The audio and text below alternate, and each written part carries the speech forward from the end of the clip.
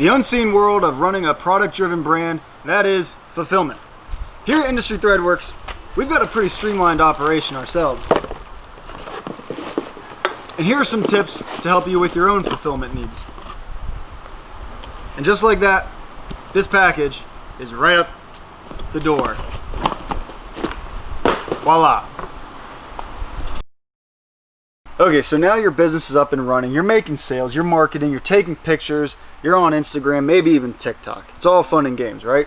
That is, until somebody actually puts in an order, right? It leads to this nagging chore you've got to do, which is actually fulfill the order, right? But you got to do it.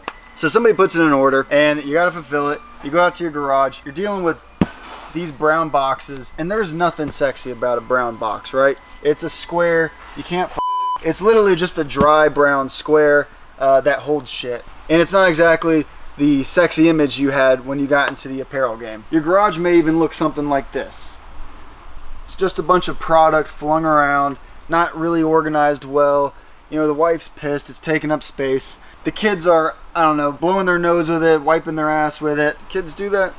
If your kids are doing that, you got other issues. Either way, it's a problem and it's not exactly scalable going forward. So let's get you situated on the right path. Let's show you what we do, what you can take into your own business and see if it works for yourself. And first, we're going to start with organization. So since I'm pretty much just a knuckle dragger and I'm work more with branding, I actually got Jacob, who runs the warehouse here, to talk more about just fulfillment, organization, and everything in between, right? So the first thing I would ask is, why is organization so important? Well, overall, the organization is how your operation functions. Mm-hmm. So just because you have a customer who's interested doesn't mean you've actually solidified that customer as a returning customer for life. And that's kind of where the operation comes in and organizing it. So, you know, if you think about it as a date that you're coming home to cook dinner, say you've had maybe one or two dates. If you come home and you forgot to go to the grocery store, you don't know where your spices are, everything's kind of in disarray, regardless of if they've agreed to come to your house and have that dinner date, doesn't mean they're going to be coming back. I don't usually make it that far, so it really is just solidifying in their minds what the brand is. And so having your systems organized. Some people are pretty easygoing with mistakes, you know, running out of inventory, maybe there's a discrepancy in something. You're going to have people who are okay with that, but sometimes people, that'll be enough for them to not come back. Right, okay. So then how do you organize? How do you get that dinner date to go to a third and fourth date? Well, so asking for a friend. So here at Industry, things are a little different because we operate for other brands. So we have to organize our overall fulfillment operations to take care of their brands in a way that also makes sure that we do it properly. But they could do this on their own as well. Right. So the real big difference here is we separate by brand. So each brand has its own location in the warehouse. So that dictates how we organize here. I recommend keeping things separate as we have here. So the different designs, so each one of these sizes, each column is a different design. Right. Okay. And in each box are separate sizes. Where'd you get these boxes? They're pretty cool. Well, I mean, we make them. We make them. That's insane. Yeah, they're fully custom. We have them so they actually fit these racks. And here we have them split for design and size. If something, say someone are doing this like on their own, then I would suggest separating it is the first step. If you can't do that, if you only have one big box, what do you do then?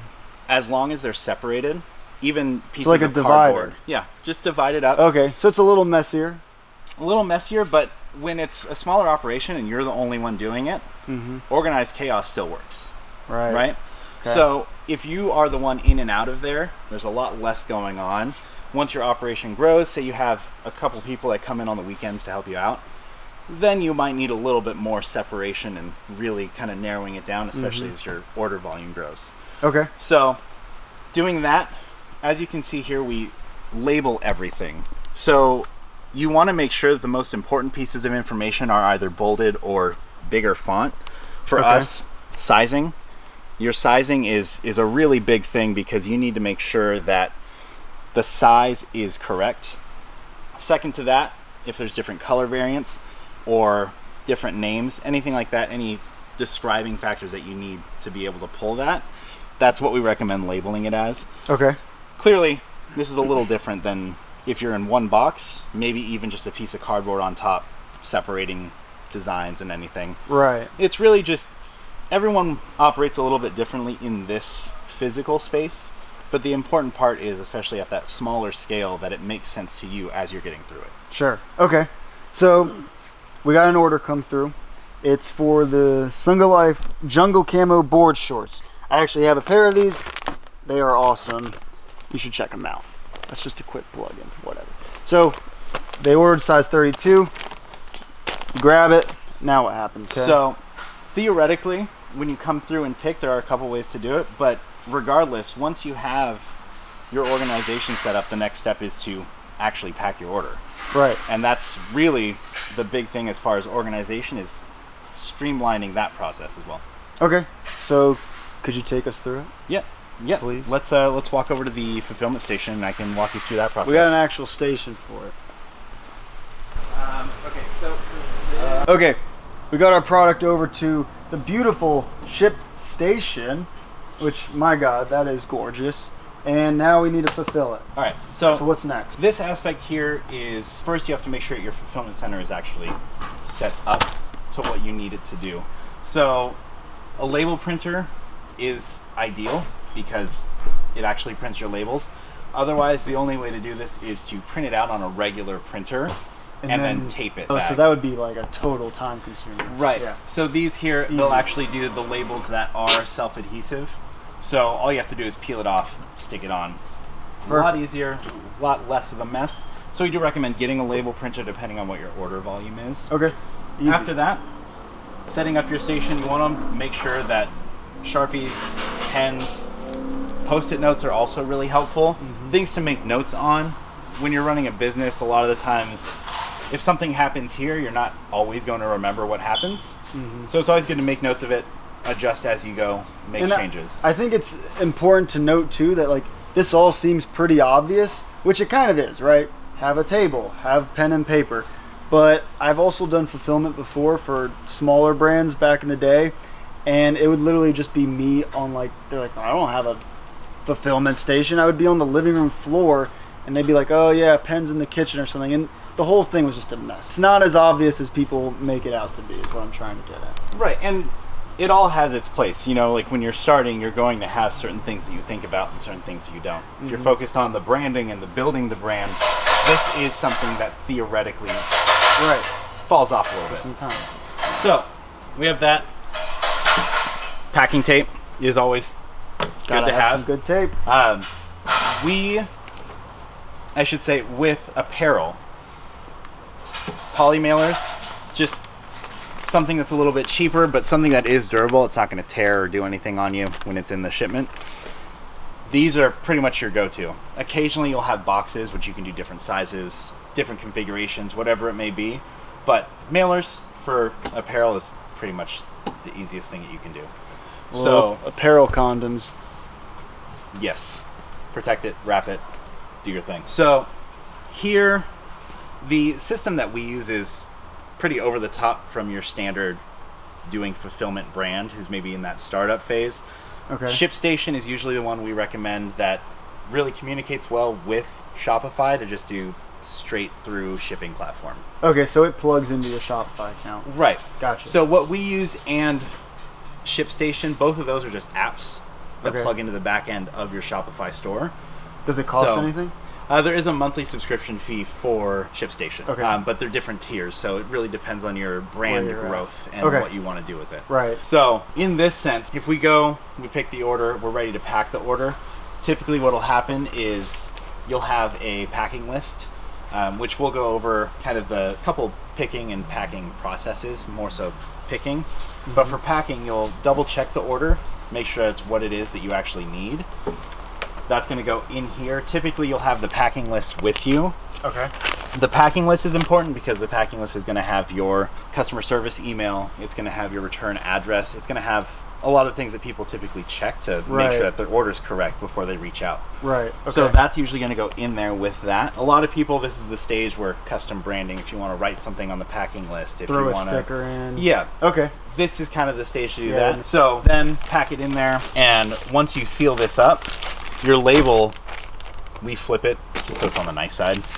Yeah, it's a little touch like that. So like that sealed on that, you get the label put on the nice side of the package there, and then that'll get sent out. Based on order volume, because we do a lot more volume, we separate first class and priority packages.